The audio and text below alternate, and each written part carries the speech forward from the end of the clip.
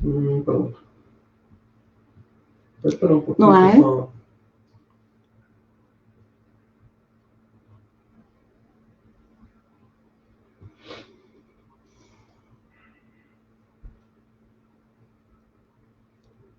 Vou testar o... Pedir para ele, já tem gente assistindo? Acredito que sim.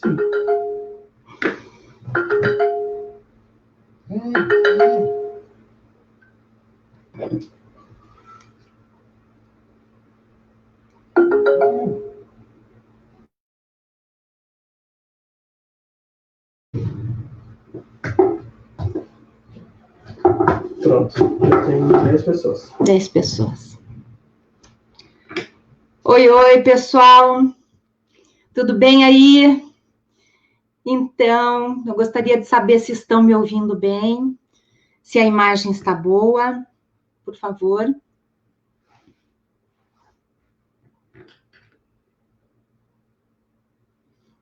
Veja lá no chat para mim, deixa eu ver aqui.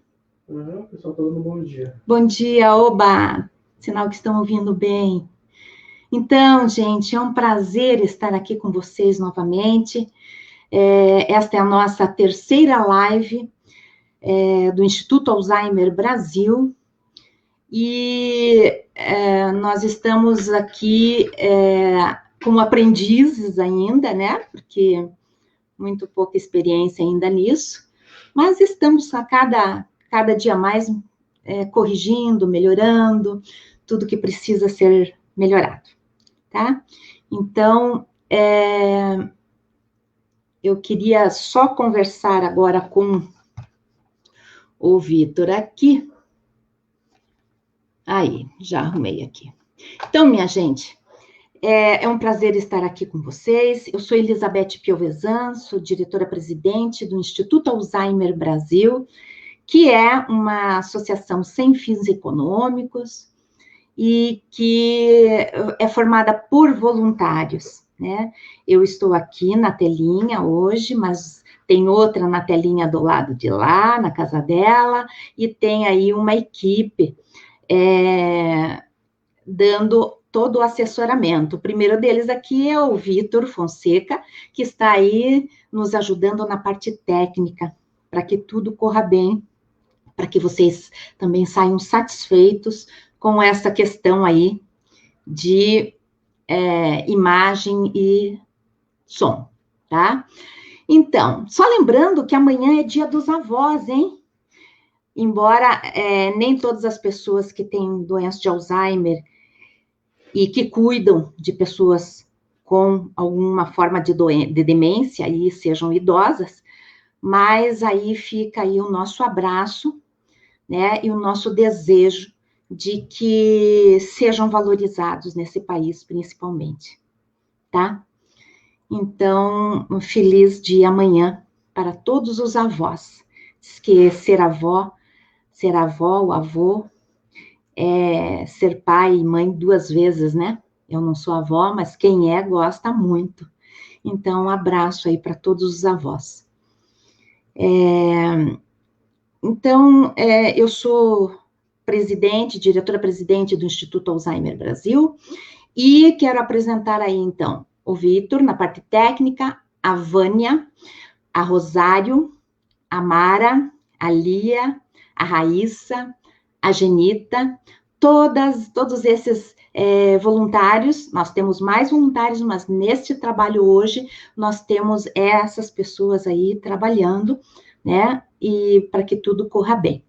Temos duas pessoas identificadas, a Vânia e a Rosário, que estão com a logo do IAB, elas vão responder as questões pertinentes ao Instituto Alzheimer Brasil. E eu queria falar rapidinho para vocês que o IAB, ele tem diversas ações. A sede fórum é em Curitiba, mas nós temos também uma filial, que nós chamamos de Espaço São Paulo, né, na cidade de São Paulo. E nós temos 9 anos de instituição, e a gente desenvolve muitas ações educativas são as principais, né?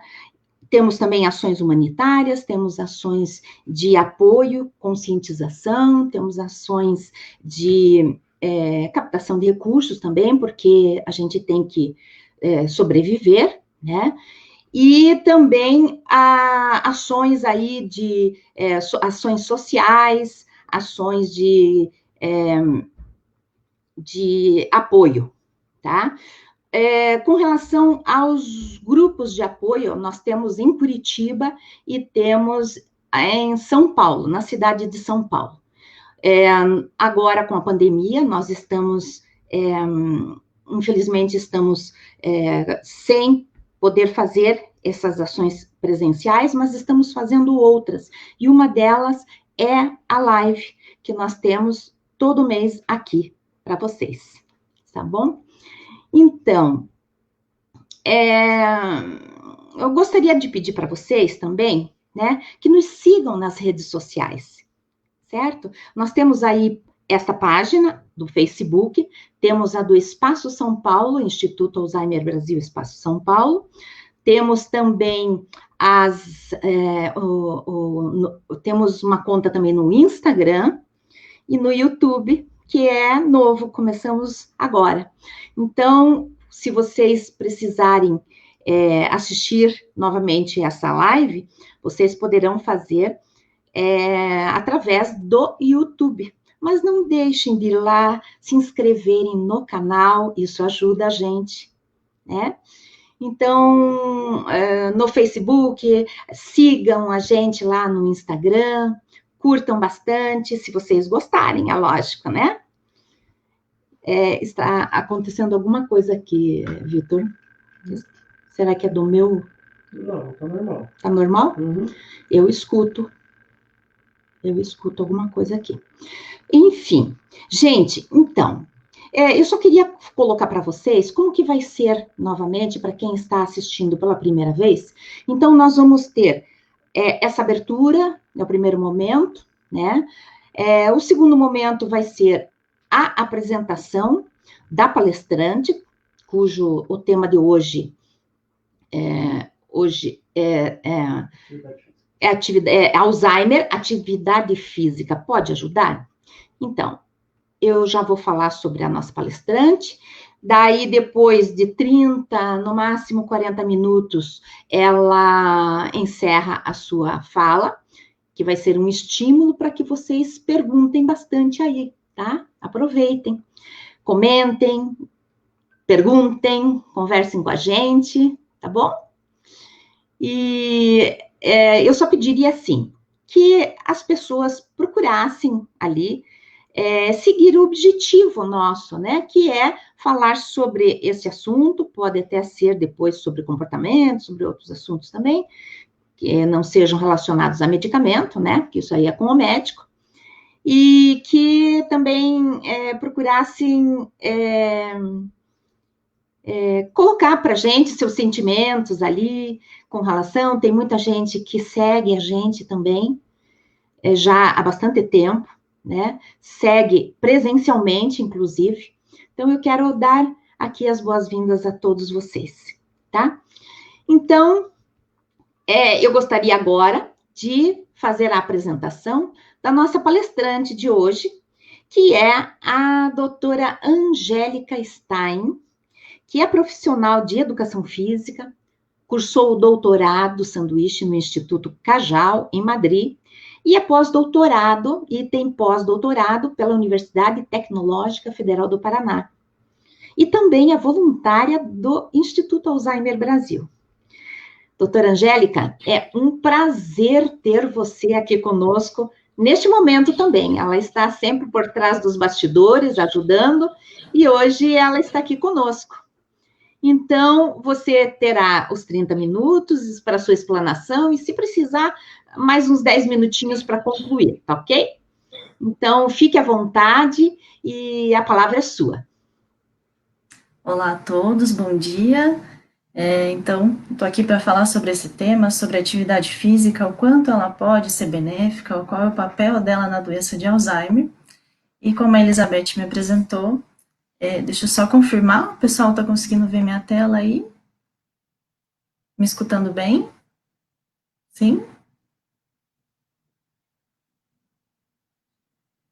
Então, vamos lá. Num primeiro momento, gostaria de dar bom dia a todos, sejam bem-vindos a essa nossa terceira live, e gostaria de agradecer a oportunidade de falar sobre esse assunto que eu gosto tanto e venho estudando há alguns anos. Então, muito obrigada pela oportunidade, o Instituto Alzheimer Brasil, e como a Elizabeth comentou, meu nome é Angélica Mixtai, eu tenho doutorado em Neurociências e Atividade Física pela Unesp de Rio Claro, que fica no estado de São Paulo. Atualmente, eu sou professora colaboradora no curso de bacharelado em Educação Física da Universidade Estadual do Centro-Oeste, a Unicentro, e também sou professora no curso de pós-graduação em Educação Física da Universidade Tecnológica Federal do Paraná, o TFPR, aqui em Curitiba. E para falar sobre esse assunto, a minha fala vai ser dividida em 6 partes. Então, num primeiro momento, eu vou fazer uma breve revisão do que é a doença de Alzheimer, quais são suas principais características. Em um segundo momento, eu vou explicar o que são os fatores de risco que estão relacionados à doença de Alzheimer, então, o que significa ser fatores de risco e quais deles potencialmente podem levar ao desenvolvimento da doença. Em um terceiro momento, eu vou falar sobre o que é atividade física e, dentro desse conceito, o que é comportamento sedentário, o que significa exercício físico, para que a gente tenha um entendimento didático desse fenômeno. Em um quarto momento, eu vou falar sobre os estudos que vêm sendo desenvolvidos sobre os benefícios do exercício físico na doença de Alzheimer. Vou colocar algumas dicas práticas do que pode ser feito em casa, sem a utilização de equipamentos muito, digamos, de grande elaboração, tá? De equipamentos práticos, equipamentos ali alternativos, que a gente pode ter ali no ambiente doméstico, e num sexto momento, então, nós estaremos abertos a responder algumas perguntas que eventualmente vocês vão colocar ali no chat. Então, utilizem o nosso chat ali do Facebook, nós temos uma equipe que vai fazer essa seleção, para que ao final da palestra eu consiga responder também essas perguntas. E o que é a doença de Alzheimer, né? Então, vamos fazer uma breve revisão, porque principalmente algumas pessoas podem estar chegando aqui pela primeira vez, então, para que a gente tenha essa visão do que significa ter a doença de Alzheimer. Então, a doença de Alzheimer é considerada uma doença neurodegenerativa, progressiva e irreversível. O que quer dizer tudo isso? Quer dizer que é uma doença que acomete principalmente as células do sistema nervoso central, ou seja, ela é neurodegenerativa, ela vai causar a morte neuronal dessas células que estão ali no nosso cérebro, no nosso encéfalo, e ela é progressiva e irreversível. Uma vez iniciada, ela não retrocede. E ela é dividida em 3 estágios, que são estágio leve, moderado e avançado, correspondentes às fases 1, 2 e 3 da doença. Em um primeiro momento, ali no estágio leve, a principal estrutura acometida é denominada como hipocampo, que é essa que está ali representada pela coloração azul. E o hipocampo é aquela estrutura que é responsável principalmente pela aprendizagem e pela memória recente. Então, entre os primeiros sinais da doença, é possível perceber que o paciente repete uma mesma pergunta, repete uma mesma informação e muitas vezes não se lembra dessas informações que são recentes, tá? Principalmente porque o hipocampo, essa estrutura cerebral, está sendo afetada.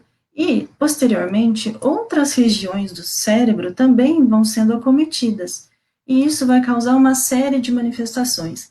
E aqui, se vocês observarem esse desenho representativo do nosso cérebro, vocês vão perceber que não só essa coloração azul vai se estendendo, mas também há uma atrofia, há uma diminuição ali da massa, principalmente encefálica, e isso é causado, né, isso manifesta-se também com um alargamento aí de sulcos, de giros, e isso tudo vai trazer manifestações clínicas bastante importantes. E entre essas manifestações, então nós temos principalmente as manifestações nas funções cognitivas, que são aquelas funções de ordem mental, memória, atenção, planejamento, julgamento, discernimento de acontecimentos.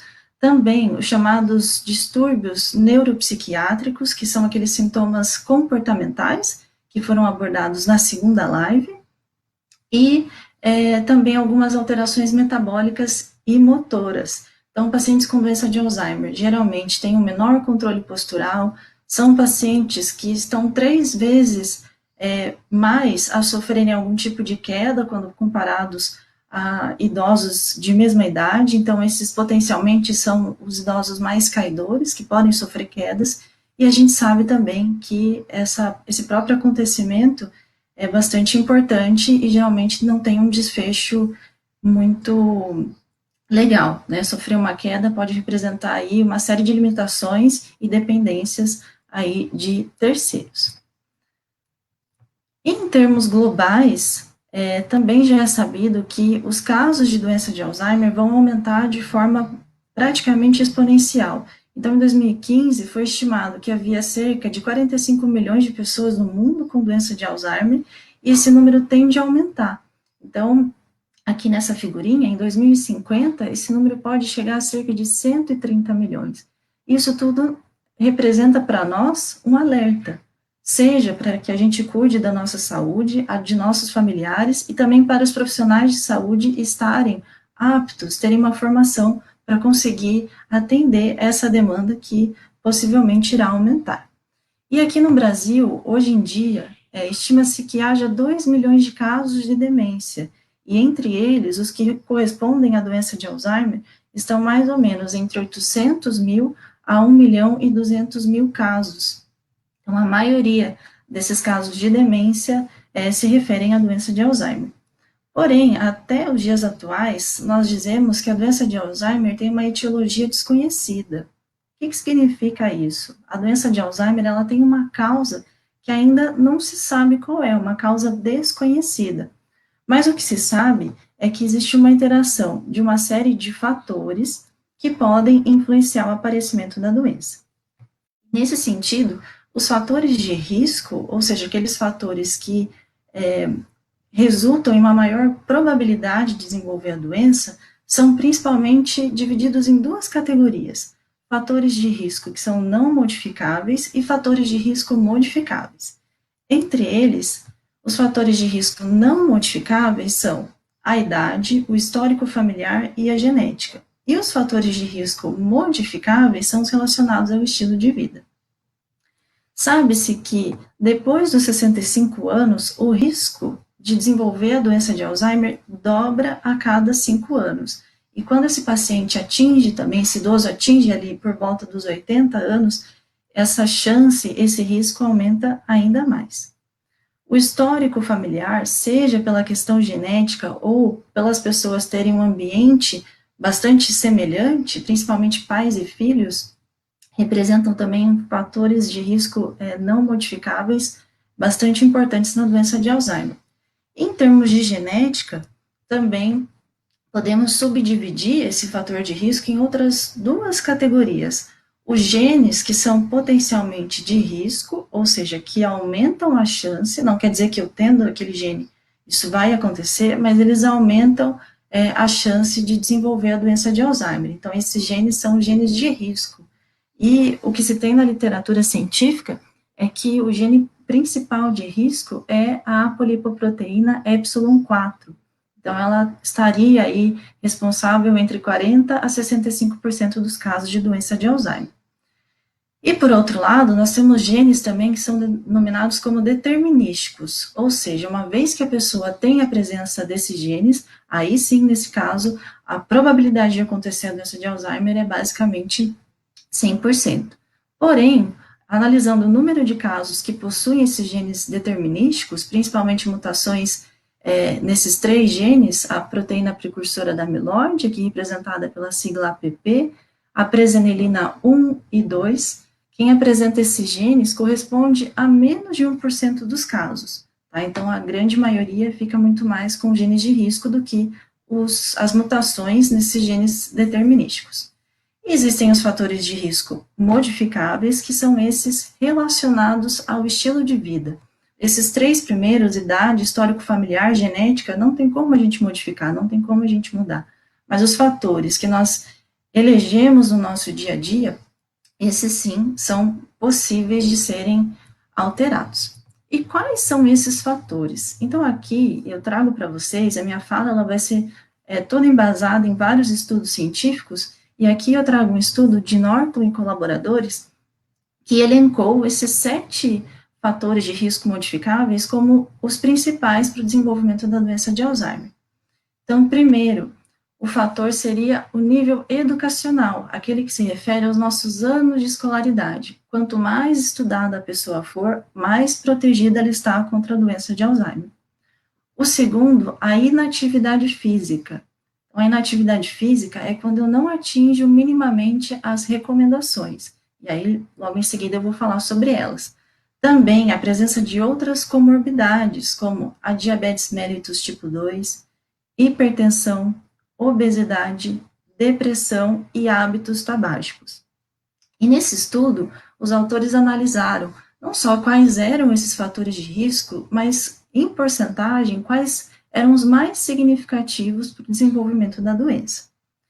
E, como resultados, eles identificaram que os 2 primeiros, ou seja, o nível educacional e a inatividade física, parecem ser os mais importantes para o desenvolvimento dessa doença.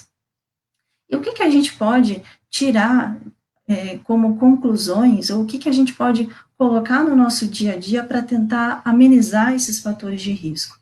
Primeiro, quanto ao nível educacional. Se eu não tive a oportunidade de estudar muitos anos, é sempre interessante que eu mantenha a minha mente ativa. Então, realizar tarefas cognitivas desafiadoras, como, por exemplo, palavras cruzadas, ou até mesmo aprender uma nova língua, aprender a tocar um novo instrumento, tudo isso pode me auxiliar a ter ou ainda aumentar a minha reserva cognitiva. Segundo, para combater a inatividade física, é necessário praticar atividade física. E não só eu consigo manipular esse fator de risco, como também eu consigo prevenir todas essas outras comorbidades que estão associadas aí representando esses fatores de risco. Entre elas, a atividade física também protege ao aparecimento de diabetes, hipertensão, obesidade, depressão e outras doenças cardiovasculares. Não só a atividade física, mas também a dieta é super importante nesse sentido.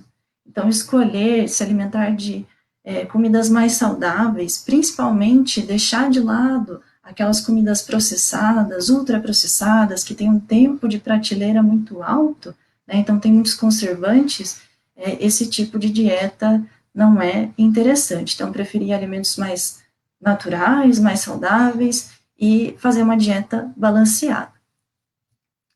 E nesse mesmo sentido, em um outro estudo anterior, esses autores ainda fizeram uma análise bastante interessante, né, e até de certa forma complementa aquela primeira informação.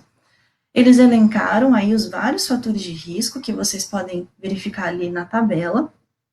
Eles perceberam que em relação à inatividade física, se houvesse uma diminuição de 10% dos casos de inatividade física para a doença de Alzheimer, haveria uma possibilidade da redução de 380 mil casos da doença.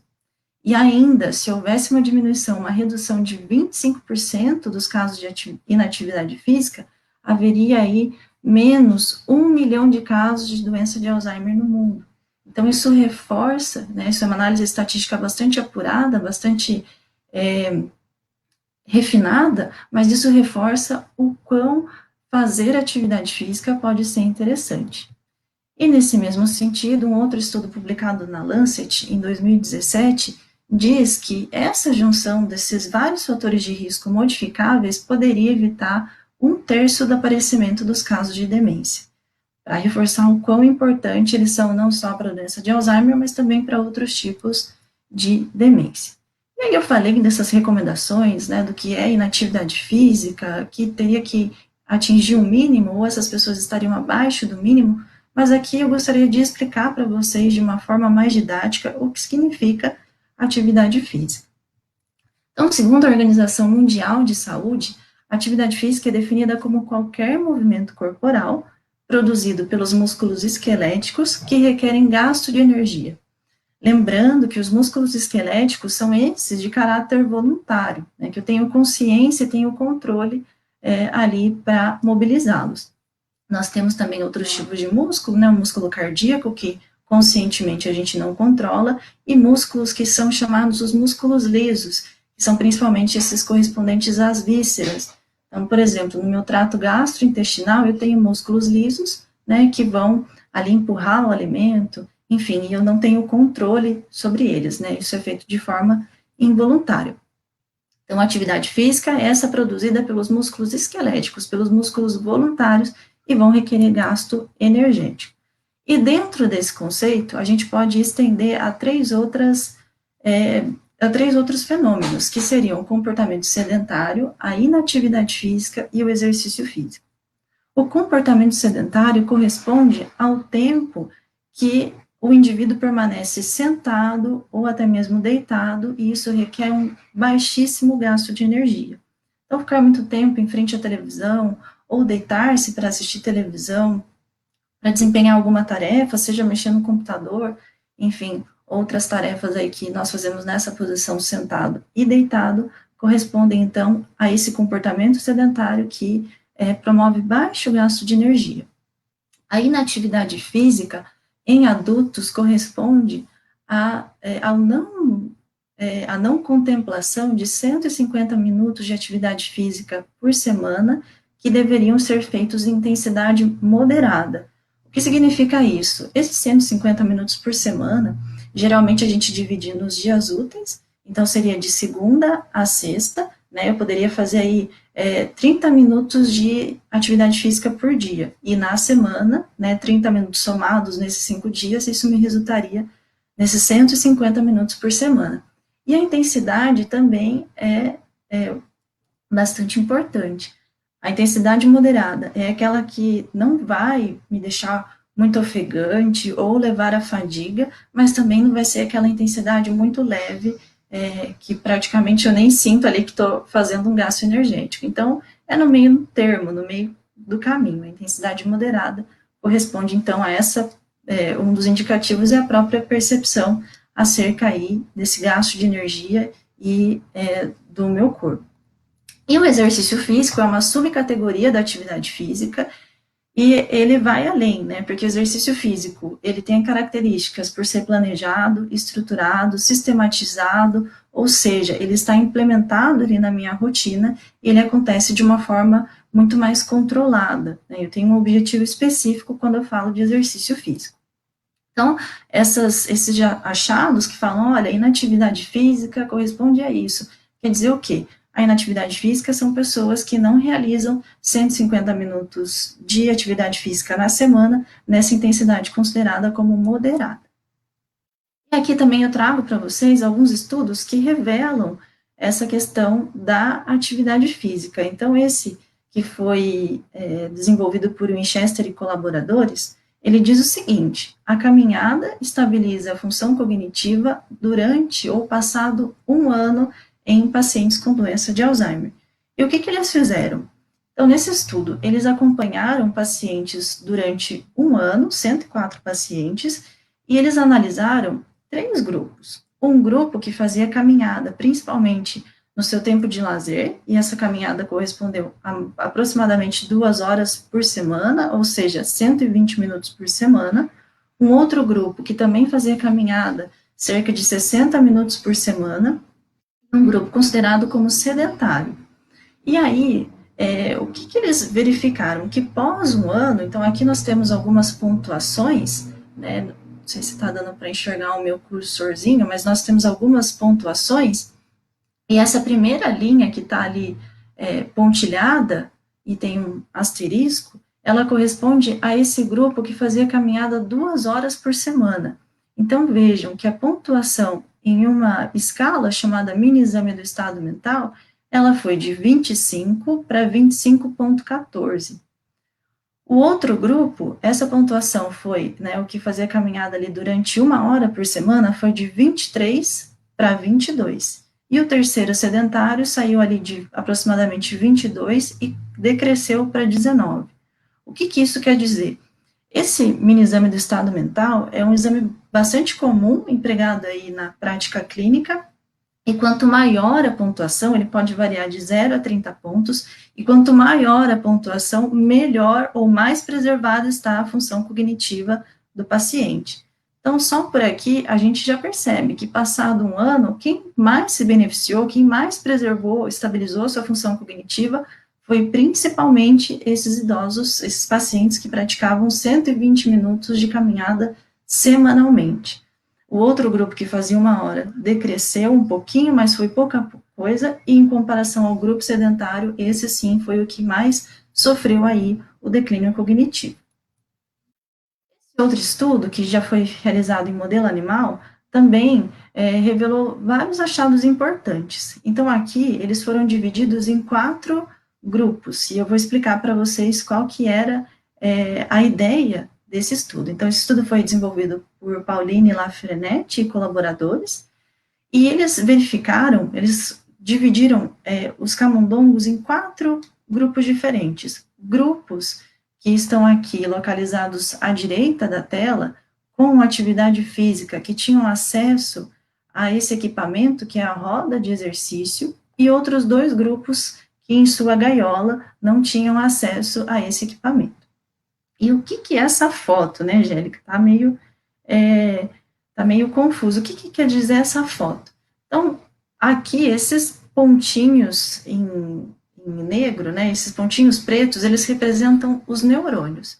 E como vocês podem perceber, o grupo de animais que não tinha acesso a essa roda de exercício é onde esses pontinhos estão menos concentrados. E não só os autores fizeram aí nesse grupo de animais, mas ainda eles dividiram esses animais em outros grupos. Um grupo que foi considerado como controle, ou seja, eram grupos de animais selvagens, e aqui embaixo um grupo que tinha uma mutação para manifestar a doença de Alzheimer. Então, vejam aqui na foto ao lado que esses pontinhos na coloração preta, eles estão muito mais concentrados. O que isso quer dizer? Que esses ratinhos que faziam exercício, que tinham acesso à roda de exercício, eles apresentavam um maior número de neurônios quando comparados a esse grupo que não fazia atividade física. E mesmo naqueles ratos que eram mutantes, que tinham essa neurodegeneração, isso foi bastante importante. Então, isso potencializa também o papel da atividade física. E não só foi possível verificar esse número de neurônios, mas eles também associaram que um importante fator, que é chamado fator neurotrófico derivado do cérebro, estava envolvido para promover esses benefícios. A gente fala de exercício, né? Então, eu falei da atividade física, do fator de risco, mas só para retomar. Então, o exercício físico é uma subcategoria da atividade física, ele tem como características ser planejado, estruturado, sistematizado, é repetitivo e tem um objetivo, seja para manter ou melhorar algum componente da capacidade funcional, que pode ser força, agilidade, velocidade, resistência, entre outros componentes. Na literatura científica, aqui, claro, não vai dar tempo de detalhar esses estudos para vocês, mas eu coloco esses estudos de revisão, que são estudos que fazem uma síntese de pesquisa, ou seja, eles vão fazer aí um resumo do que se tem na literatura, do que foi publicado e o que isso trouxe de resultados, né? Então, esses estudos, eles fazem um apanhado aí do que já foi realizado até o momento. Esses estudos, né, de forma aí geral, eles encontraram que o exercício físico é capaz de promover benefícios na função cognitiva, naqueles distúrbios de comportamento, outras melhoras também nesses componentes da capacidade funcional, que são importantes, que são protetivos, e até mesmo algumas melhoras de cunho metabólico. E aqui, é difícil, às vezes, sintetizar tudo isso numa fala de 30, 40 minutos, mas eu vou colocar alguns estudos para dar algumas ideias para vocês do que foi realizado até o momento e o que foi encontrado aí de forma principal. Esse estudo, ele foi conduzido pela professora Flávia, que é minha colega de profissão, minha amiga pessoal, e que tem desenvolvido um trabalho muito interessante em Minas Gerais. E o que nós verificamos a partir desse estudo? Então, nós colocamos os pacientes para fazer apenas uma sessão de exercício, tido aí como exercício aeróbio, as pessoas caminhavam na esteira, e essa única sessão de exercício já foi capaz de aumentar aqueles níveis do fator neurotrófico derivado do cérebro. Então, se vocês retomarem aí alguns minutinhos antes, eu falei que naquele estudo da Pauline Lafenetre, ela percebeu que não só havia um aumento do número de neurônios, mas também esse fator estaria ali bastante envolvido em um fenômeno que a gente chama de plasticidade cerebral. Então, nesse estudo conduzido pela professora Flávia, já foi possível verificar que apenas uma sessão de exercício já promovia esse aumento nos níveis circulantes desse fator de crescimento. Em um outro estudo, esse foi feito aí de forma crônica, ele foi a longo prazo, desenvolvido por Arco Verde e colaboradores, que são um grupo de pesquisadores da Universidade Federal do Rio de Janeiro. Eles observaram que um protocolo de exercício físico realizado com 30 minutos a sessão, ali também na esteira ergométrica, 2 vezes por semana, na intensidade moderada e com duração de 16 semanas, a partir desse protocolo de exercício, também foi possível perceber uma melhora nas funções cognitivas e também uma melhora da capacidade funcional do grupo de pacientes que realizaram o exercício físico quando comparado ao grupo de pacientes controle, ou seja, aqueles que não fizeram exercício nesse mesmo período. Outro estudo bastante interessante é denominado, treinamento físico multimodal com dupla tarefa na doença de Alzheimer, efeitos nas funções cognitivas e na força muscular. Esse estudo também foi conduzido pela professora Flávia Coelho, e nesse caso eles utilizaram um protocolo denominado como tarefa dupla. Qual que é a ideia desse protocolo?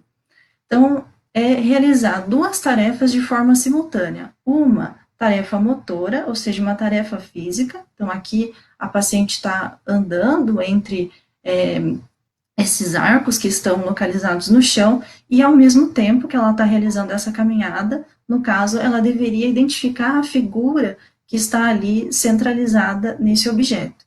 Então, veja, é uma tarefa motora associada a uma tarefa cognitiva. E a partir desse estudo e de outros que também utilizaram esse tipo de modalidade, foi possível perceber uma melhora nas funções cognitivas, principalmente aquelas funções cognitivas frontais e em outros componentes da capacidade funcional, como, por exemplo, a força muscular. Um outro estudo também bastante interessante, desenvolvido pelo professor Florindo, teve como objeto aí principalmente os sintomas neuropsiquiátricos, aqueles sintomas comportamentais que desde aí da primeira paciente onde foi descrita a doença de Alzheimer, desde a Augustine, o Alois Alzheimer já observava que não só a memória era afetada, mas aquela paciente também apresentava delírios, alucinações, agressividade, e isso a gente sabe o quão representa a sobrecarga aí diante da doença. E nesse estudo, os autores observaram que a partir dos pacientes que realizaram exercício físico, quando comparados também a um grupo que não realizou exercício físico, esses que faziam exercício tiveram uma redução nos seus sintomas de agitação, agressividade, nos sintomas depressivos, na ansiedade, na apatia, irritabilidade e alterações de apetite. Então, tudo isso foi atenuado a partir do exercício físico. E não tem como deixar de mencionar esse grande estudo que foi bastante divulgado aí, apareceu até inclusive no Jornal Nacional, desenvolvido por Michael Lourenço e colaboradores, que também são da Universidade Federal do Rio de Janeiro, e nesse estudo, que ganhou uma grande notoriedade, bastante,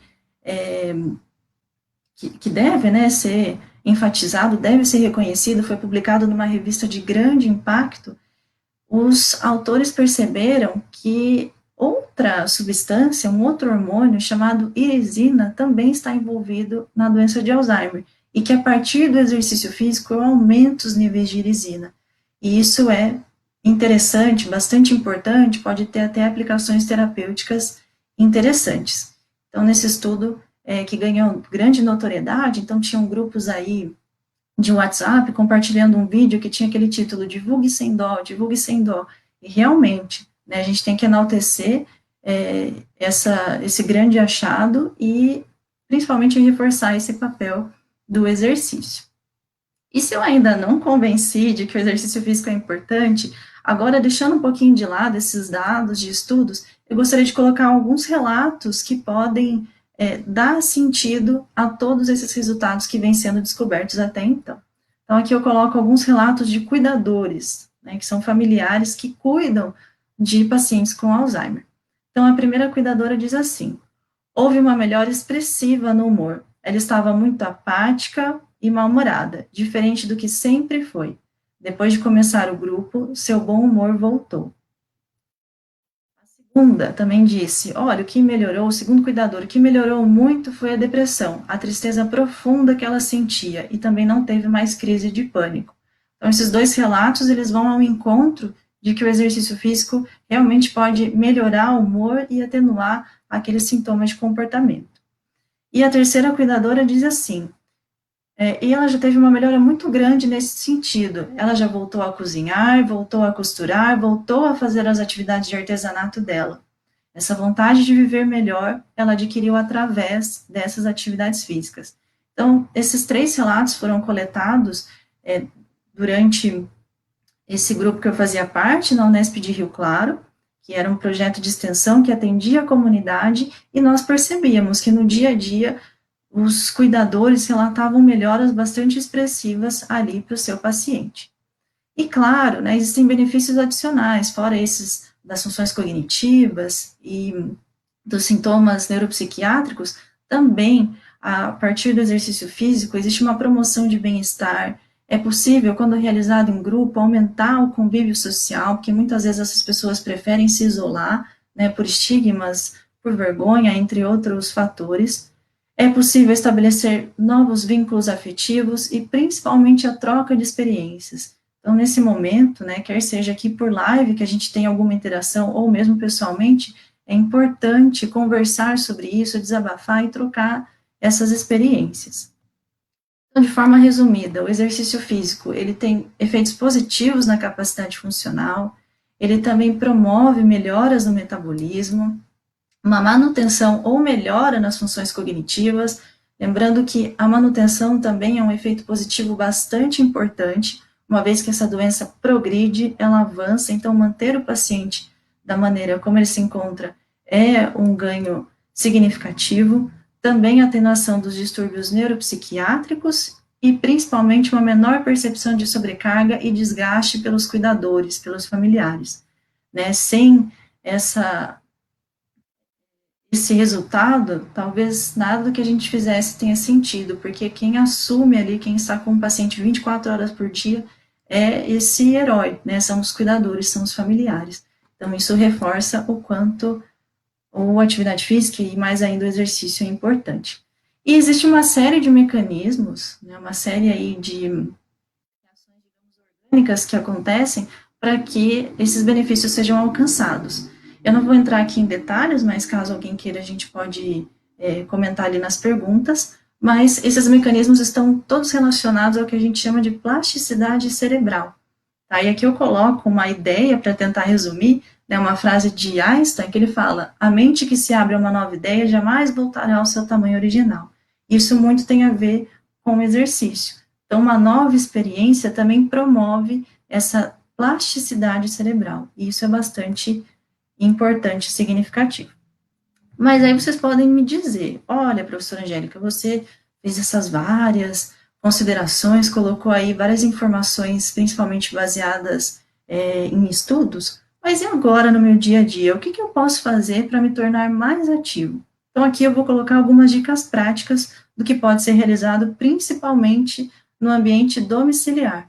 Acho que com a pandemia, a gente tem visto que é possível fazer atividade física dentro de casa, sem a utilização de equipamentos muito sofisticados, mas a gente consegue utilizar materiais de forma alternativa. Então, a minha primeira dica é: evite o comportamento sedentário. Se você passa muito tempo sentado, deitado, coloque pausas ativas. Tá? Então, a cada 1 hora que você permanece sentado, levante-se, vai até a cozinha, aproveita, pega um copo da água, se hidrata, ou até mesmo prefira outras atividades, como, por exemplo, mexer no jardim, ou como a própria Elizabeth falou, amanhã é o dia dos avós, quem tem netos e convive com eles, também brinque com seus netos, ou ainda faça atividades que te mobilizem, que te movimente. Isso já é um grande passo. Então, evite esse comportamento por muito tempo sentado ou deitado, tá? Faça atividades aí que mobilizem, que você se movimente. E mais ainda, se puder, faça atividade física. Isso não é só para os pacientes com Alzheimer, mas é de forma geral. Por quê? Porque a inatividade física é um grande problema de saúde pública. Isso porque ela está relacionada a doenças cardiovasculares. E essas doenças de ordem cardiovascular são as que estão aí como primeira causa de mortalidade do mundo, tá? Então, também se mover, né, se mexer, fazer atividade física também são protetivas para evitar esse tipo de situação. E aqui eu vou deixar para vocês agora alguns vídeos como sugestões de exercícios físicos que vocês podem realizar e sair dessa inércia, sair desse lugar cômodo. Então, aqui o primeiro, eu vou colocar para vocês podem fazer esse movimento de marcha estacionária, tá? Então, é somente simular ali como se fosse uma caminhada, vejam que não precisa de grandes espaços, e caso você se sentir inseguro, você pode apoiar aí numa cadeira, tá? Para ficar aí mais fácil. Outras coisas que ajudam a motivar, coloque uma música que você gosta, tá? Isso também pode ajudar até a colocar um ritmo, isso facilitar essa marcha estacionária, ou ainda, agora que a gente está em casa e não pode sair, uma coisa que alguns amigos têm feito é colocar vídeos no YouTube que colocam, eu quero fazer uma caminhada na Champs-Élysées. Então, hoje eu estou caminhando em Paris, e aí você coloca um vídeo para te motivar, para simular como você estivesse aí fazendo essa caminhada fora de casa. Um outro exercício também é esse segundo. Então, você pode fazer também essa caminhada, caso você se incomode em ficar de pé, isso pode ser feito também ali sentado, né, principalmente se você tem algum problema no joelho, quadril, ou algo que te limite.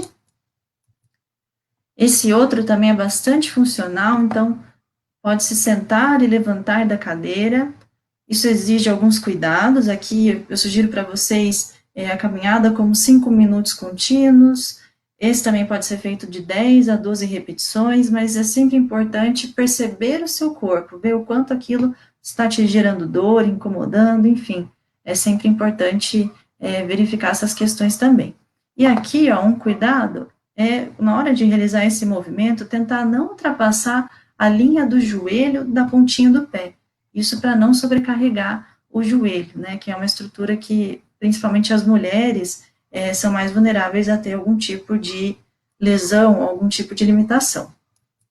Outros exercícios, então coloco aqui esse outro, que também apoiado na cadeira, você pode fazer esse movimento de afastar as pernas, né, isso pode ser ajustado conforme o quanto você conseguir fazer, também de 10 a 12 repetições, primeiro faça com uma perna, depois faça com outra. Aqui também mais um outro movimento. Então, de forma aí unilateral, uma perna de cada vez, subir na pontinha do pé, primeiro com uma perna, depois com outra perna. Se for muito complexo, tiver muito difícil realizar dessa maneira, posso fazer com as duas pernas de uma vez.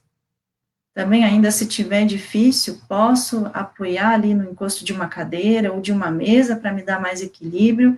Então, tudo isso a gente consegue fazer dentro de casa, sem utilizar, né, equipamentos específicos e em ambientes reduzidos. Coloco também aqui alguns outros movimentos para membros superiores. Então, esse movimento de flexão do cotovelo, né, isso simula algumas das atividades que a gente desempenha, né, seja para segurar um copo, ou ainda para atender o telefone, a gente faz esse gesto, e eu posso fazer tanto sentado quanto em pé. E aqui também coloco um outro que é possível de fazer, e nesse caso, né, no vídeo eu estou utilizando 2 garrafinhas d'água, né, mas poderiam ser 2 garrafinhas de desinfetante, ou 2 latas de algum alimento, enfim, né, poderiam ser outros objetos também. E mais ainda, se você puder praticar exercício físico, né, colocar isso na rotina, isso é o mais importante. Mas aí vocês podem perguntar, Angélica, mas existe alguma recomendação? Existe alguma coisa que seja melhor para o paciente com doença de Alzheimer fazer?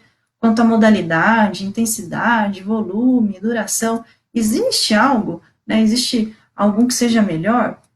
E a minha resposta é que não, tá? Na verdade, na literatura, a gente ali, enquanto pesquisa, a gente tenta encontrar essa resposta, mas o que é importante é que a pessoa pratique isso a longo prazo, porque as respostas só vêm de forma crônica.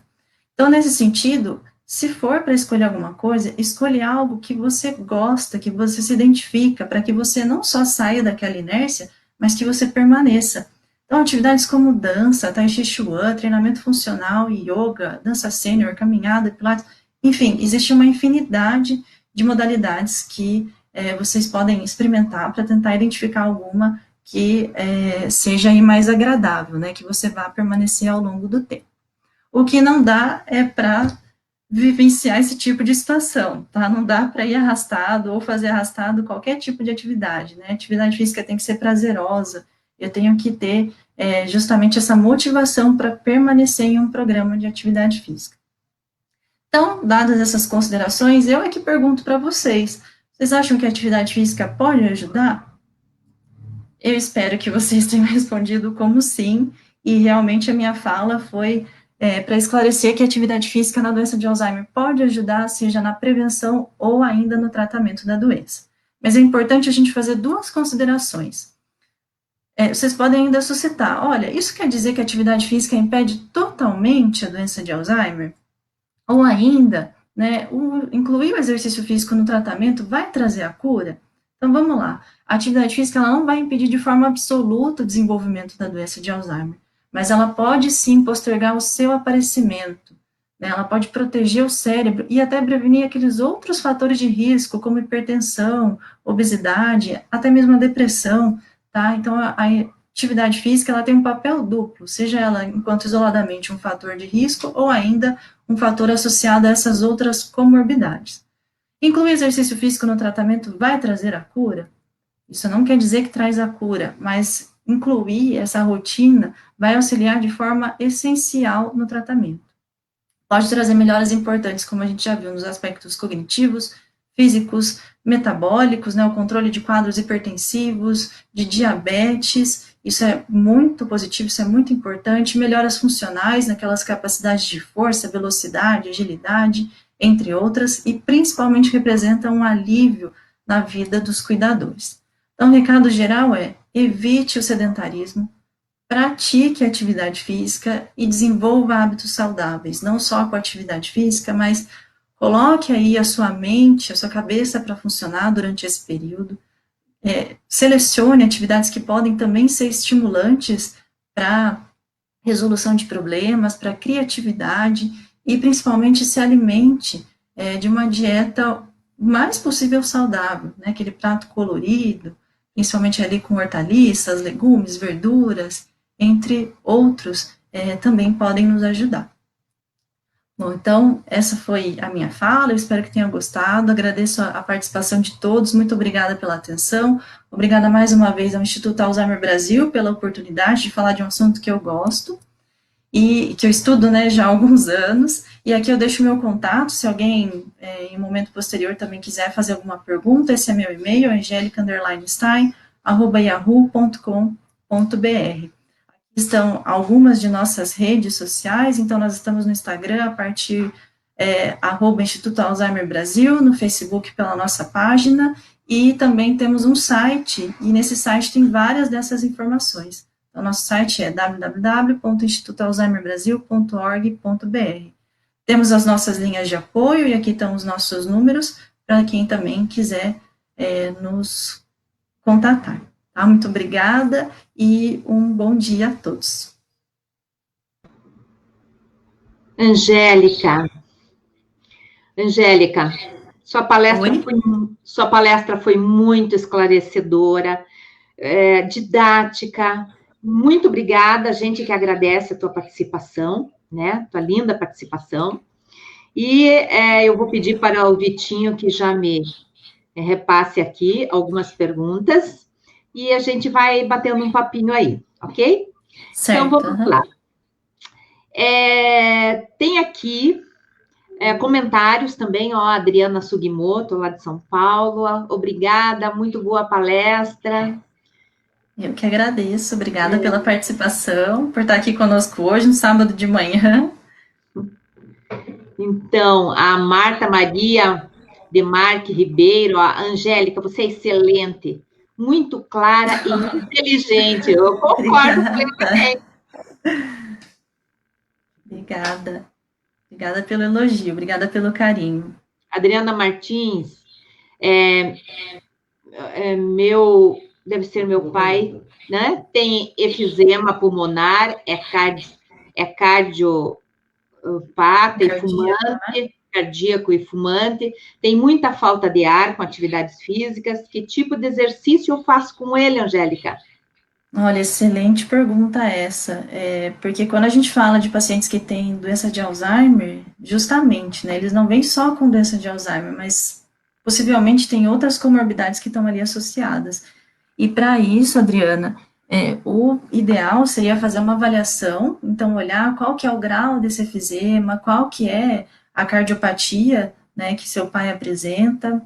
Mas assim, existe possibilidade, existe exercícios que podem ser feitos. Claro que isso tem que ser feito com cuidado, com maior controle.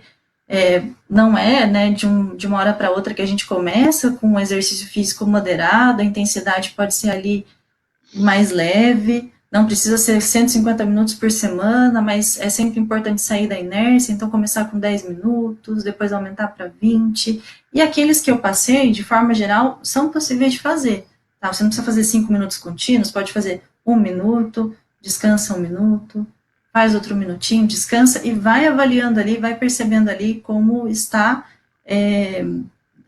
como se apresenta, se seu pai está ficando muito ofegante, enfim, sempre aconselhável também procurar um profissional de educação física ou um fisioterapeuta para dar essa recomendação mais específica. Eu coloquei ali algumas sugestões, alguns indicativos, mas são sugestões gerais. Para casos específicos, a gente tem que avaliar com mais cuidado para não colocar a vida do paciente, não comprometer a segurança. Vamos ver a próxima. A Valéria Tramontini Freitas, ela diz assim: minha mãe tem síndrome de corpúsculos de Lewy, faz 5 anos. Ela sempre fez atividade física, mantém-se assim, gostando de caminhar. Que bom. Então, quanto à plasticidade cerebral, pode falar sobre a síndrome de Lewy, Angélica? Olha, quanto à síndrome de Lewy, eu não sou especialista nesse assunto, né? Eu estudo mais a doença de Alzheimer. Mas, de forma geral, seja para pessoas saudáveis ou que têm algum tipo de demência ou alguma outra comorbidade, os mecanismos que estão envolvidos são muito semelhantes. Então, por exemplo, existe um aumento de neurotransmissores, existe um aumento do tempo de ação de neurotransmissores, isso facilita a parte cognitiva, isso facilita os distúrbios de comportamento. Existe, por exemplo, a irisina, que é considerada uma miocina, ou seja, a partir do exercício que tem uma maior síntese desse fator, ou de outros fatores neurotróficos, eu falei do BDNF, mas poderia ser IGF-1, né, outros, VGF, NGF, e tudo isso é possível a partir do exercício. Então, se ela gosta de caminhar, não deixe de fazer isso. Mesmo que seja em casa, e nesses espaços menores, ou marcha estacionária, não deixe de fazer. E provavelmente, como ela teve uma vida mais ativa, isso também possivelmente a protegeu quanto ao desenvolvimento da demência por corpúsculos de Lewy. Teve um comentário anterior ali, se você puder pôr de volta, Vitor. Beth, eu só vou colocar aqui na tomada, senão o meu computador vai desligar, só um minutinho. Fique à vontade, estamos em casa. Então, a Matilde Daniel, ela diz assim, até eu queria colocar aquele comentário, não, o comentário anterior. Não, teve mais um outro comentário ali. Só um minutinho, peraí, que acho que eu tô com mau contato aqui na minha bateria, só um minuto.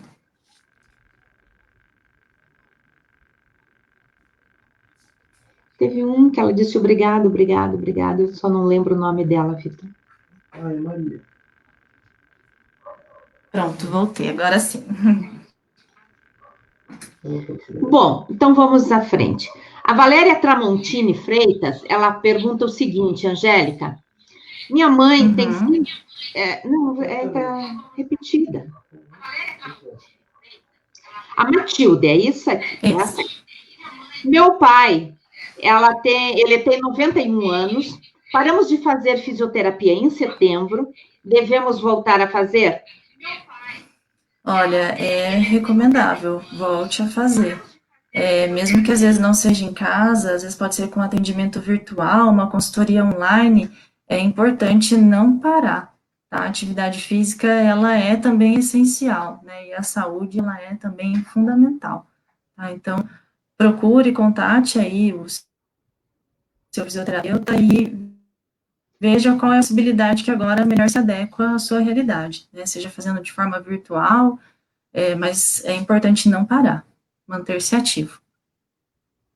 Imaginei. O Edson Nakashima, ele diz a seguinte, a parte do PowerPoint com exercício pode ser disponibilizada, Angélica? Opa, posso sim, eu posso. Deixe, né, o seu contato, nos procure ali por mensagem ou por essas linhas de apoio, e aí a gente pode disponibilizar sim aqueles com as explicações, com os exercícios, fiquem à vontade para ter esse material como auxílio. Pode deixar que eu disponibilizo sim, sem nenhum problema. Mas sabe, Angélica, vai ficar disponível na própria página do Ah, Facebook. é verdade, estou esquecendo no Facebook e depois ainda no YouTube, né? Isso Vocês mesmo, podem consultar por ali também, é verdade, Beth, bem lembrado. fica lá, tá? Ali a Cúcera, a recomendação dela, ó, evite o sedentarismo. Em plena pandemia, tá difícil, mas enfim, a gente tem que ter essa consciência.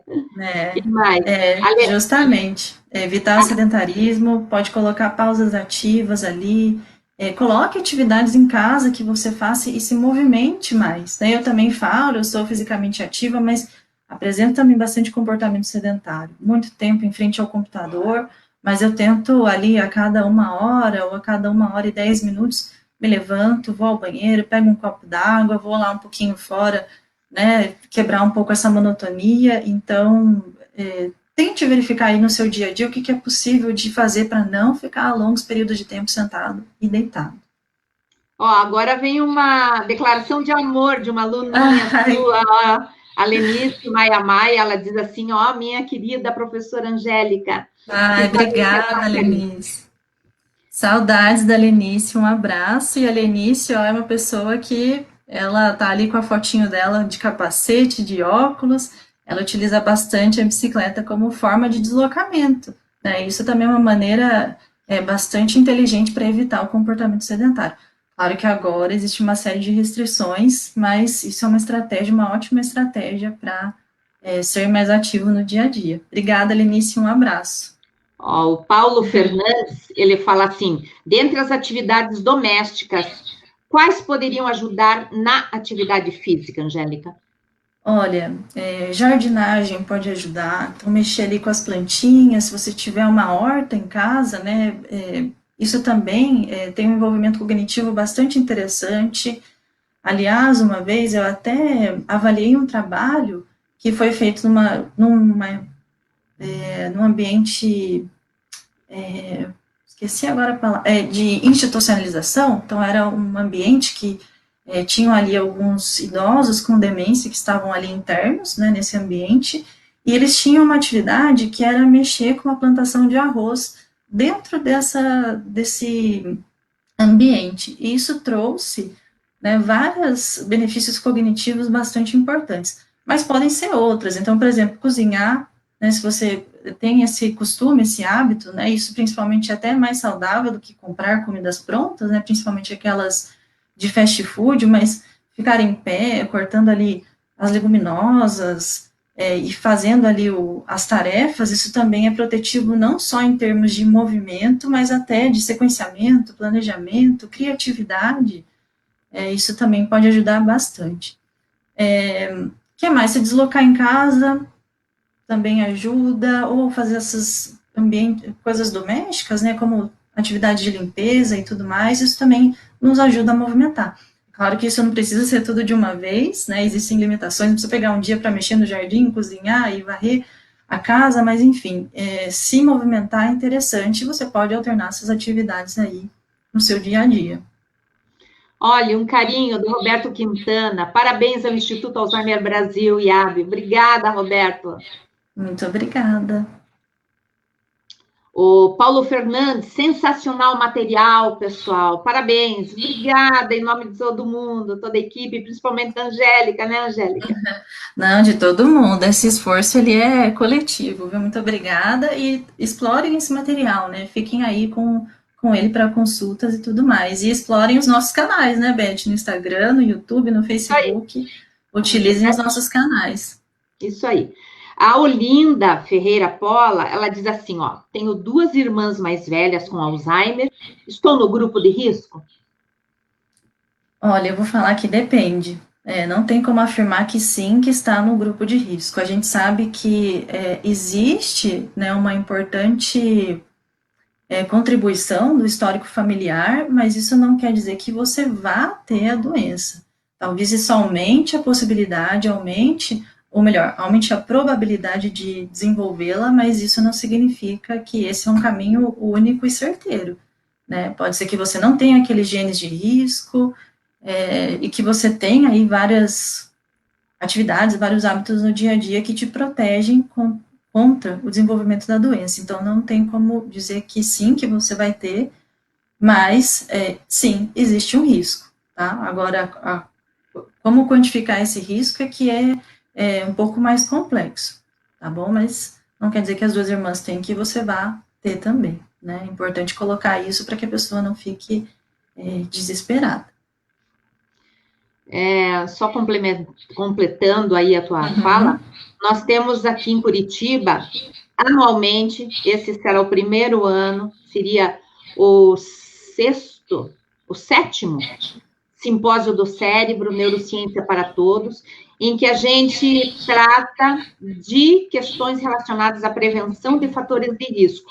Este, no caso, seria um fator de risco não modificável, mas nós temos outros, sempre a gente tem fatores que nos colocam em risco, e a gente tem que focar neles para poder diminuir todos os riscos possíveis, não é?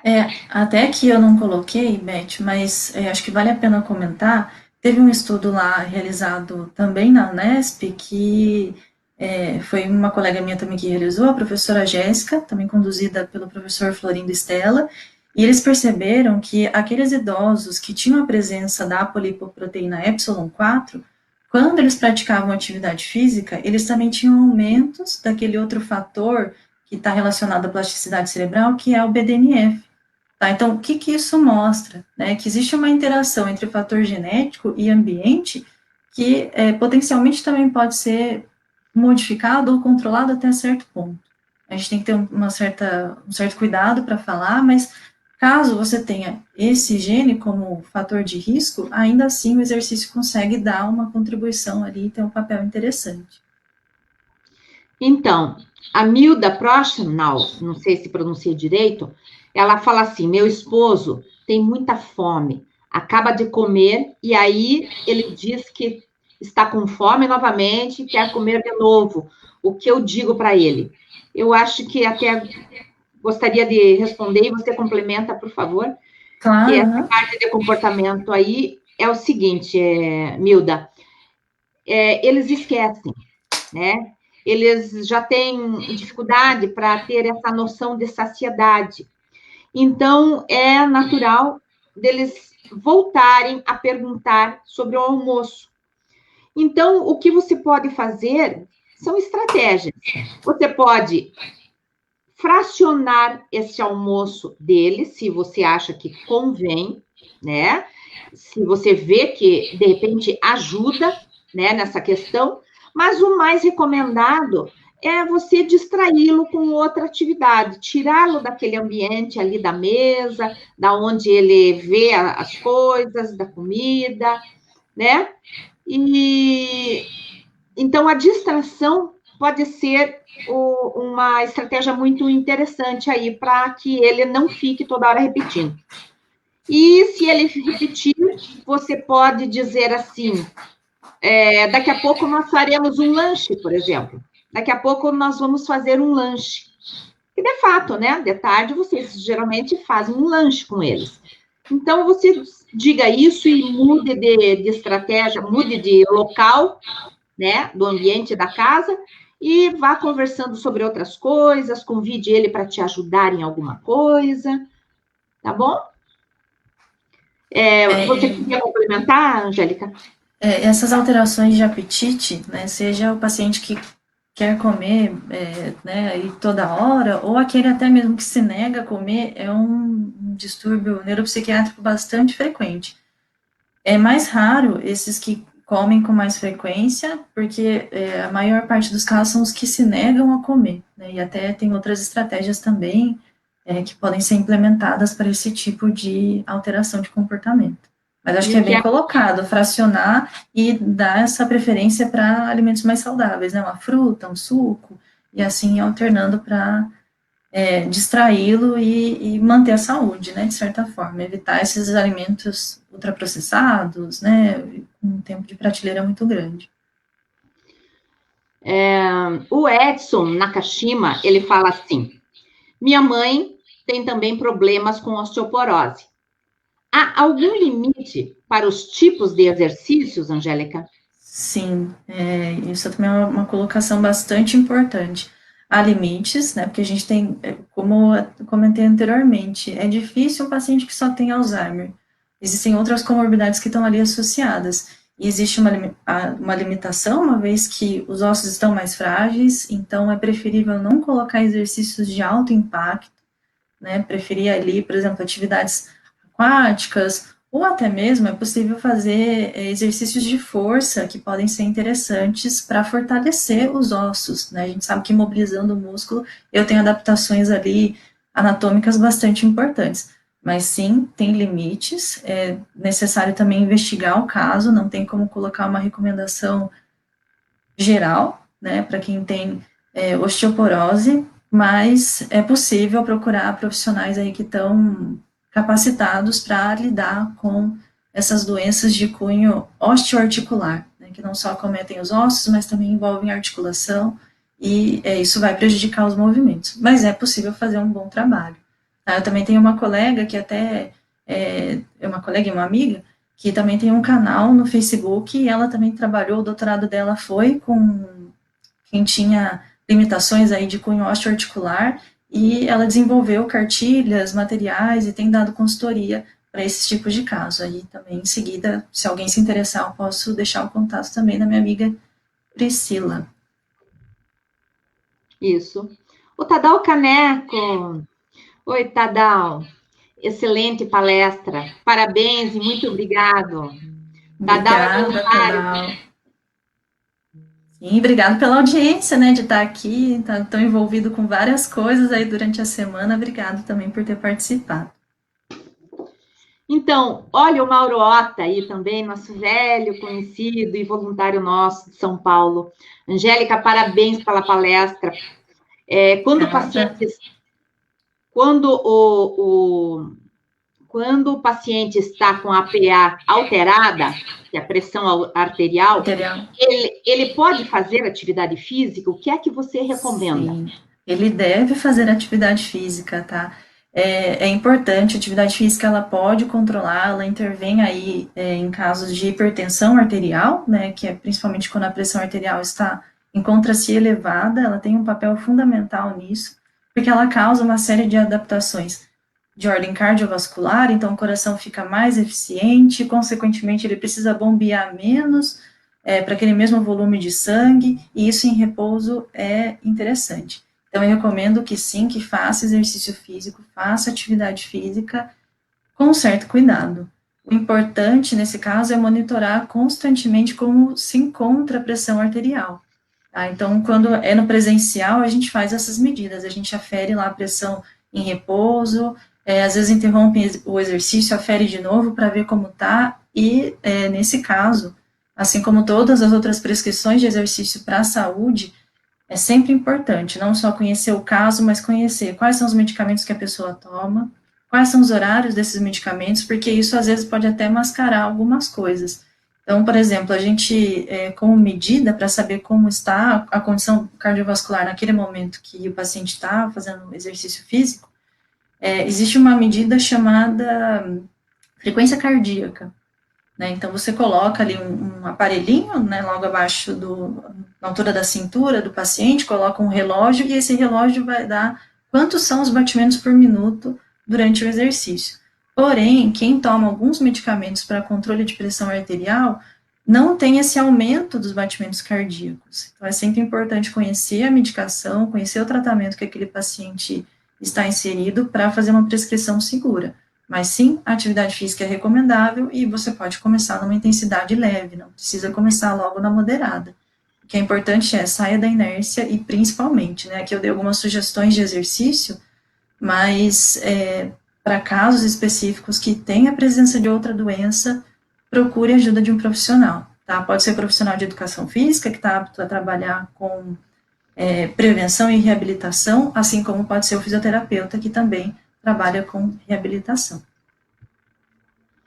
Então, a Ana Paula Cabral Matias, ela diz o seguinte: muito bom, tudo escrito e falado, seu visual e gravo melhor as informações. Parabéns a todos, excelente palestra. Obrigada, Ana Paula. Muito obrigada, Ana Paula. Esse recurso de aprendizado é interessante, né? Eu que sou professora, eu tenho que falar, escrever, vou para a lousa, porque realmente, né? Às vezes a gente tem informações ali que você fala e vê ao mesmo tempo, mas isso é bom e facilita, né? Essa assimilação de novas informações. Obrigada pelo elogio. A Mara Roberta Nascimento, ela fala assim: minha mãe já está acamada e sempre que possível faço massagens em suas pernas. Só não consigo em seus braços. E de uns dias para cá, ela vem ficando com seu pescoço tortinho para o lado esquerdo. Ela não deixa mexer muito, acredito que sinta um pouco de dor. Como é que eu posso fazer, Angélica? Olha, continue com as massagens, né, principalmente porque isso vai facilitar a circulação sanguínea, então isso é importante. Se você conseguir, faça com que ela alterne a postura durante o tempo que está deitada, então coloca um pouquinho de lado, depois um pouco para o outro lado, né, evite deixá-la por muito tempo numa mesma posição e procure também ajuda, né? Pode ser um médico nesse caso, ou até enfermeiros que têm excelentes dicas, principalmente para pacientes que já estão acamados, e aí existe uma série de cuidados, existem aí pomadas que são mais recomendadas, outras que devem ser evitadas, que podem atenuar um pouquinho esse tipo de quadro, tá? Mas, assim, enquanto profissional de educação física, a minha dica é tente alternar um pouquinho as posturas, não deixá-la por muito tempo numa mesma posição, tá? Porque isso pode estar gerando algum tipo de encurtamento, né? Eu estou permanecendo muito tempo deitadinho de lado, com o travesseiro posicionado na altura do pescoço. Então, isso é o que pode estar desencadeando esse pescoço levemente tortinho, né? Não sei se a Beth quer comentar alguma coisa também? Não, você completou muito bem. A Bianca Tramontini, ela fala: excelente palestra, parabéns pelo conteúdo aqui compartilhado conosco. Coisa boa, obrigada. Obrigada pelo feedback, importante. Para a gente é motivador, né, Beth? Obrigada. Sim, muito. Marco Aurélio Sadoc de Sá. Oi, Marco Aurélio. Parabéns a toda a equipe IAB e seus colaboradores. Parabéns mesmo, muito obrigada. Obrigada, muito bom. Oi, Alessandra Sugimoto. Excelente palestra, muito obrigada, professora Angélica e ao IAB, que sempre traz abordagens incríveis. Obrigada, Alessandra. Muito obrigada, um abraço, Alessandra. Tadal Caneco, sou voluntário de um centro-dia para idosos e estamos desenvolvendo um projeto de interação virtual com exercícios básicos de braços, pernas e alongamento Qual o tempo ideal para essas atividades, Angélica? Olha o que o Tadal está perguntando. Excelente pergunta essa. Tadal, o tempo ideal, né, digamos, para tentar encontrar uma solução, para tentar encontrar uma resposta, vamos ao básico, né? Qual que é a recomendação da Organização Mundial de Saúde? 150 minutos por semana. Eu preciso começar logo de cara com 150 minutos? Não, eu posso começar com 30 minutos na semana, faço 10 minutos segunda, quarta e sexta, e vou incrementando, né, vou aumentando isso de acordo aí com os ganhos e com o tempo. Mas, se tiver, né, como colocar aí um tempo mínimo, seria 150 minutos durante a semana. Então, pode ser 3 vezes por semana de 50 minutos cada um, ou divididos 30 minutos por dia, e, né, se precisar aí de algum auxílio, também conta comigo para desenvolver esse protocolo de exercícios, mas dá prioridade principalmente para exercícios que estão ali mais associados às tarefas do dia a dia, ou até mesmo, né, como eu expliquei, a professora Flávia também tem feito um excelente trabalho com aqueles protocolos de tarefa dupla. Então, em algum momento, você também pode tentar estimular a cognição e o componente físico ao mesmo tempo. Isso é atraente, por ser diferente, e também promove melhoras bastante interessantes, tá bom? Não só para idosos com Alzheimer, mas para o público em geral. Olha aí a Flávia Maceno. Oi, Flávia. Excelente live com informação útil e de fácil aplicação. Parabéns. Obrigada. Muito obrigada. A Silvana Férez Sada Amadeu, ela diz o seguinte: parabéns, professora, pela excelente palestra. Cuido da minha mãe, que tem Alzheimer e com cataratas. O oftalmo achou melhor ela não fazer cirurgia por causa da doença, devido à recuperação. Qual exercício físico melhor para fazer com ela? Olha, nesse quadro de catarata, que é bastante típico do envelhecimento, né, seja o envelhecimento com a comorbidade ou sem comorbidade, né, é basicamente uma alteração aí advinda com o próprio processo natural, para facilitar, principalmente porque a pessoa tem dificuldade aí, né, na visão, para facilitar, prefira exercícios que a pessoa se encontre numa postura mais estável. Tá? Então, você pode fazer exercícios na posição sentada, né, e dá para adaptar de várias maneiras, exercícios com membros superiores, que você mobiliza mais braço, ombro, ou até mesmo aquela marcha estacionária que você faz sentadinha, tá? Então, tudo isso pode facilitar e deixar esse protocolo mais seguro, né, uma vez que essa dificuldade visual pode causar também vertigem, tonturas. Então, essa seria inicialmente uma recomendação, né? Prefira aí posições que ela fique mais estável. A Edith Reif Maia. Oi, Edith. Ótima palestra, parabéns. Obrigada, Edith. Obrigada, Edith. Obrigada pelo retorno a todos. Obrigada pelo carinho. Olha, eu estou realmente bastante satisfeita com esses comentários. Obrigada, pessoal, pelo carinho. A Magali Piranho, ela fala o seguinte: uma dica de alimentação é dar menor quantidade de alimento e quando ele pedir, pode dar mais um pouco. Fazer assim com o pai, e eu faço assim com o pai e tem dado certo. É aquele esquema de fracionar, né?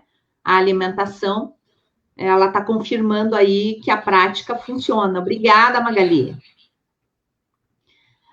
A Josilei Majewski, parabéns ao IAB e à Angélica, maravilhosa palestra e explicações. Obrigada, Josilei. Obrigada, Josilei, um abraço. Olha quem está aí, a Simone Fantato da Silva. Meu pai está apresentando pressão baixa, os batimentos cardíacos não passam de 50. Ele pode fazer os exercícios apresentados e também caminhada? Olha, Simone, acho que para esse primeiro quadro, o mais importante é identificar o que está levando, né, esse aparecimento de pressão baixa e esses batimentos cardíacos também abaixo de 50. Então, o primeiro passo é identificar o que eventualmente seu pai pode ter, seja aí de doença ou alguma alteração que pode estar desencadeando essas consequências, né, esses resultados. Acho que Identificando esse primeiro ponto, aí sim a gente vai conseguir saber se ele pode ou não fazer exercício, se é indicado uma caminhada e tudo mais. De forma geral, o exercício físico, a gente diz que ele tem poucas contraindicações. Então, tem formas de adaptar tudo conforme o caso, mas é essencial saber qual é o quadro que ele apresenta, né, o que realmente ele tem. Isso é identificar, é o primeiro passo. E aí, Simone, a equipe de profissionais precisam realmente estar, assim, bem interligadas, principalmente com o médico, né, para ver até onde é possível fazer, o que é possível para beneficiar, né, sem prejudicar a questão da pressão. Então, o médico, o educador, o profissional de educação física ou o fisioterapeuta precisam estar em sintonia aí, tá? Sim, e nesse caso, fundamental o papel do médico, né? Ele que vai investigar, vai pedir os exames aí mais assertivos para identificar o quadro, né? Sem isso, a gente não tem como arriscar a segurança do paciente, né? Então, primeiro, procure um médico, que aí sim dá para responder com mais certeza, de acordo com o quadro que ele apresentar. Olá, Angela Cora. Ela pergunta o seguinte: qual seria a velocidade moderada numa esteira? Ângela, obrigada pela pergunta. Ângela Cora é minha prima, um abraço, que bom, né? Eu convoquei minha família inteira para assistir. Eu falei, pessoal, sábado, 10 horas, pai, mãe, papagaio, cachorro, tá todo mundo assistindo. Obrigada pela pergunta e também uma ótima colocação, né? O que é a velocidade moderada? O que seria a intensidade moderada? Para isso, existe uma forma que é fácil e bastante possível de colocar ali no dia a dia. Existe uma escala que a gente chama escala de percepção subjetiva de Borg, que agora tem depois eu posso disponibilizar para vocês também, caso seja interessante. Ela é uma escala que ela vai de 0 a 10, e cada número corresponde a um grau que você tem percebido sobre o seu esforço. Tá? Então, o que a gente recomenda? Que essa percepção não ultrapasse o 7, que corresponde ao exercício pesado. Então, isso é muito individual, tá? Pode ser, por exemplo, para mim, a velocidade ali de 6 km por hora já pode representar essa intensidade moderada, eu já posso chegar ali próximo de 7. Mas, por exemplo, para outras pessoas mais condicionadas, essa mesma velocidade de 6 km por hora pode ser pouco estimulante. Então, isso é bastante subjetivo, né? E nesse caso, essa escala, ela, né, de fácil aplicação, né, você mesma pode verificar ali, e isso já vai te ajudar a identificar o que seria essa intensidade moderada, tá bom? Mas isso é muito individual. Olha só, a Silvana Férez Sada Amadeu, ela falou assim, parabéns ao IAB, mais uma vez se superando em esclarecimentos e companheirismo. Que maravilha poder contar com vocês. Ô, Silvana, muito obrigada, em nome de toda a equipe. Obrigada, Silvana, um abraço a todos que estão nos dando esse retorno com tanto carinho, muito obrigada, de coração. A Cleomara Carvati, ela fala assim, bom dia, parabéns pela palestra, conteúdo rico e sempre focado em assuntos que temos muita dificuldade de acesso. Muito obrigada. Obrigada a você também, Cleomara. É uma ótima colocação. A gente, enquanto pesquisador, se preocupa muito com isso, porque fica muito nessa coisa dos dados, dos artigos, mas, na verdade, o nosso papel é trazer a verdade e facilitar essa linguagem para a população em geral. Então, obrigada pelo comentário, e esse é o nosso papel, né? Sem isso, acho que a nossa função não tem muito sentido, né? Obrigada, espero ter sido didática, mas caso vocês tenham dúvidas também, por favor, me escrevam um e-mail que né, eu e acho que todo o Instituto Alzheimer Brasil seremos super receptivos para explicar, ademais, aí, dúvidas que tenham ficado. E só porque você falou e-mail, só para lembrar que esses 2 números que estão ali são WhatsApp também, tá? Já vou falar mais um pouquinho. A Carmen Menzel fala assim, parabéns, ótima live, vocês são demais, obrigada. Obrigada, Carmen. Obrigada, Carmen, muito obrigada. Essas lives são desafiadoras, mas a gente vê o quanto tem de repercussões positivas, né? É verdade, é gratificante isso. Olha, Silmar Assunção, Quando o pai iniciou a fisioterapia, percebemos uma melhora sensacional. Tanto na parte física, ele melhorou muito a postura e força muscular, quanto mental. Ele passou a interagir mais. Valeu muito a pena. O profissional fazia caminhada e depois exercícios parecidos com esses que a Angélica passou. Excelente palestra. E o tema fantástico, como sempre. Mais um golaço do IAB. Gratidão sempre. Gratidão nossa também, Silmara, querida. Obrigada, Silmara. E realmente, né, acho que isso aqui faz dar todo o sentido para o nosso trabalho. Que a gente precisa dessa percepção do cuidador, do familiar, é ver que o paciente realmente está melhorando. E muitas vezes a gente não tem aquele recurso estatístico aí que a gente chama de P, né? Isso às vezes não dá muita diferença, mas fazer a diferença na vida da pessoa da pessoa que é o essencial. Então, obrigada também por relatar e reforçar o que também foi explanado e a ideia que eu quis defender, tá bom? Então, muito obrigada, Silmara, pelo comentário. Vocês sabem que nas nossas reuniões, tanto em São Paulo quanto em Curitiba, nas nossas reuniões, nos grupos de apoio, nós temos pessoas que, às vezes, o familiar já vai embora, parte, e eles continuam conosco ainda, o que nos dá muita alegria, porque a gente também leva anos, às vezes, convivendo com esses familiares, e depois a gente fica triste, duplamente, né, pela perda da pessoa querida, e também pela perda do familiar que ficava junto conosco ali. Então, sempre a Silmara é uma delas, e eu agradeço muito. E, sabe, gente, pode parecer assim, vaidade. Ficam elogiando, a gente quer ouvir elogio. Não, a gente quer sinalizar, quer saber se esses sinais, se a gente está fazendo a coisa direita, porque o nosso objetivo é sempre oferecer o melhor para vocês, sempre. Então, cada vez que termina uma live, termina uma outra atividade que a gente faz também de videoconferência, cada vez que a gente faz isso, nós nos reunimos, nós ficamos horas e horas conversando em equipe para podermos melhorar, ver tudo que não deu muito certo, o que precisa melhorar. E isso é justamente, a gente faz com muito carinho, voluntariamente, porque nós somos, todos somos voluntários, né? É uma associação sem fins econômicos, e a gente faz. Então, é muito importante a gente receber esses comentários sinceros, né? Para a gente poder saber que está no caminho certo, tá? Então, a Cláudia Cabro, ela diz, parabéns para a professora e para toda a equipe. Live muito boa. Obrigada, Cláudia. Obrigada, Cláudia. E até complementando um pouquinho do comentário da Silmara, eu acho que eu não falei durante os slides, mas é importante também estimular com que o paciente faça suas atividades da maneira mais independente que for possível. Né? Então, não faça as coisas pelo paciente, deixe que ele faça naturalmente. Né? Às vezes a pessoa consegue comer sozinha, o cuidador já quer lá, e né, alimentar a pessoa na boca, mas é sempre importante manter, preservar essa independência, autonomia. Né? Isso complementando um pouquinho a colocação da Silmara.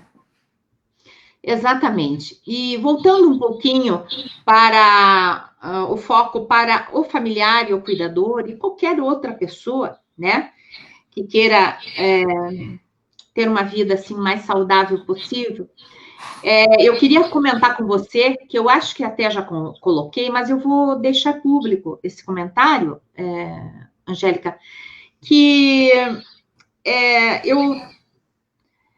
uma vez eu comecei, uma época atrás, eu comecei a fazer atividade física com dança. Uhum. Que dança é uma coisa que me agrada muito. E eu encontrei aqui em Curitiba um grupo que faz disco dance. Professor Fabiano, lá aqui, da disco dance. Eu adorei a aula. Adorei. E só que eu me empolguei tanto, e eu fiz tanto, e com peso, né? Isso complica um pouco. E me machucou.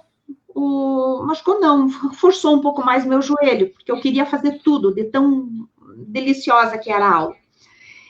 E o primeiro dia foi uma coisa muito interessante, porque eu cheguei, falei para ele, né, disse, professor, eu estou assim com... faz algum tempo, né, que eu não pratico atividade física, quero voltar novamente, mas é assim, eu vou fazer devagarzinho, né, vou fazer devagarzinho. Qual não foi minha surpresa é que eu fiz a aula inteirinha, porque quando você se empolga, a música é uma terapia maravilhosa para qualquer um, né? A maioria das pessoas gosta de música. E eu me envolvi tanto com músicas da época da gente, né? Eu sou setentona, então a gente tem aquelas músicas de disco dance, me envolveram tanto, que eu fiz tudo. Quando eu cheguei no meu carro, eu estava diferente. Literalmente, eu me senti diferente. Só que eu estava roxa, né? Mas eu senti imediatamente, é incrível, imediatamente eu senti um prazer e uma alegria. Eu disse, puxa, mas estou sentindo que eu estou feliz, eu nem sei porquê, né? Mas estou sentindo algo muito parecido com felicidade. Foi tão nítido, tão evidente, tão claro. E eu queria deixar esse depoimento e que você complementasse o quanto é importante realmente você fazer aquilo que gosta de atividade física. Pode não ser aquela com as máquinas, com equipamento, com exercício, mas você fazer uma atividade que lhe cause prazer é tudo de bom, né? Você pode falar, Angélica, por favor, alguma coisa? Sim, claro.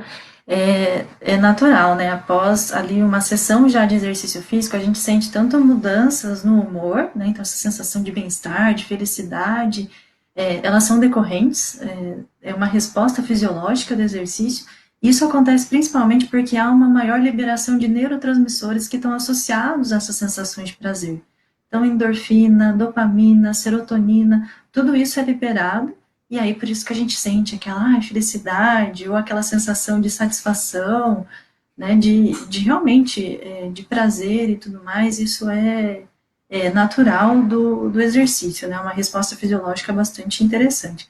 Agora, cuidados, né, fazer algo em excesso nem sempre é o melhor, até mesmo alguns estudos também colocam isso, aqui eu coloquei mais esses que adotaram a intensidade de leve a moderada, mas estudos que colocam, que trabalharam com um volume muito grande de treinamento, ali como se fosse nível de alto rendimento, né, para atletas e tudo mais, isso não mostrou respostas fisiológicas positivas em termos de cognição, em termos de comportamento, pelo contrário, né, então a gente, claro, isso ainda cabe ser investigado, né, a ciência está aí para isso, mas o que foi demonstrado até o momento é que muita intensidade, um volume muito grande, eu vou ficar fazendo aula ali 3 horas seguidas, isso não tem que tomar bastante cuidado, né, então sempre, o ideal é que essa prescrição de exercício seja feita de forma individualizada, até porque um personal trainer tem mais possibilidades para trabalhar dentro daquele caso, seja para estética, para saúde, enfim, e tem até como te explicar, olha, né, Elizabeth, por que você vai fazer esse exercício e não aquele? Né, o bom profissional, ele fundamenta muito bem a sua prescrição. Isso mesmo. Então, é importante a gente frisar esse ponto também. Inclusive, antes de fazer essa atividade, que eu saberia que ia ser um pouco mais intensa, mas não 3 horas, é uma questão de 1 hora e 50 minutos, eu fiz todos os exames cardiológicos possíveis para verificar se realmente testes de esforço e tudo mais, para ver se poderia realmente fazer. Sim. Então, eu gostaria de fazer agradecimentos. O primeiro deles é para você, Angélica. Tua fala foi muito agradável, foi muito gostosa de ouvir. Os teus conhecimentos compartilhados conosco também foram muito importantes. Então, eu agradeço, né, a tua participação e a tua ajuda mais nesta atividade aqui, tá? Eu também, mais uma vez, gostaria de agradecer a toda a equipe do Instituto Alzheimer Brasil, né, são vários voluntários que estão aí por trás dessa ação. Realmente, como a Beth falou logo no começo, um desafio a gente adaptar esse momento virtual, né, do que era presencial, a gente também ali precisou desvendar várias coisas de programas, de como transmitir live, trabalhar com as redes sociais. Então, é um esforço bastante grande, mas que vale a pena, e por favor, né, fique à vontade para nos dar esses feedbacks, não só os positivos, mas o que vocês acharem que pode ser melhorado. Obrigada a todos pela participação. Eu estava aqui receosa, falando, mãe, assiste, falando para meu marido assistir, todo mundo assistir para dar essa força, mas agradeço os comentários todos, aos meus alunos, ex-alunos que também apareceram por aqui. Um abraço a todos, de forma geral, muito obrigada, e também gostaria de manifestar um agradecimento especial ao Vitor Fonseca, né, Beth, que sem ele a gente não estaria aqui, né? Então, muito obrigada, Vitor, pelo seu apoio técnico, logístico, pelo seu esforço, pelo seu carinho também de promover essa ação, né? Então, muito obrigada a todos, um ótimo final de semana e um abraço. Um abraço. E agradeço o vídeo, o meu contato também, se alguém precisar ali, fico disponível. Desculpa, Beth, obrigada já. Não, concluí. Obrigada, então. Eu queria também fazer só um agradecimento aí, uma lembrança, dar um oi para a FACE de São Paulo. A FACE, eles são um conglomerado, né, de aposentados de São Paulo. Eles estão sempre aí com a gente e a gente está mandando um abraço aí para eles. E nós também agradeço de novo, Vitor. Você é 10, rapaz. Obrigada. Agradeço aos voluntários que estão aí trabalhando desde cedo. E principalmente a vocês que participaram e estão aí conosco. A gente continua fazendo enquanto vocês continuam assistindo, tá? Muito obrigada por tudo e até o próximo evento nosso.